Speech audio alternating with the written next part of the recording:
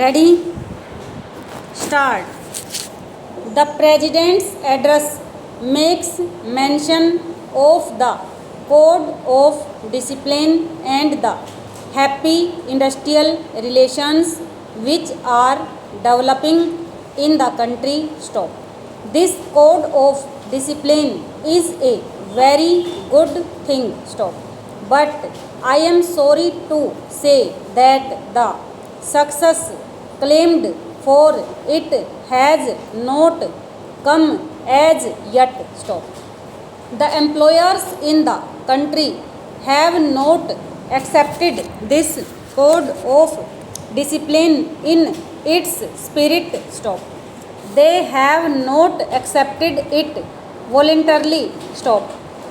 They have not shown by their conduct that they understand and appreciate the spirit of the code of discipline, and something will have to be done about it. Stop. The code of discipline can bring about better harmonious relations. Stop. It can bring about better industrial relations, and it can create conditions in which the industrial production in the country will go up by leaps and bounds. Stop.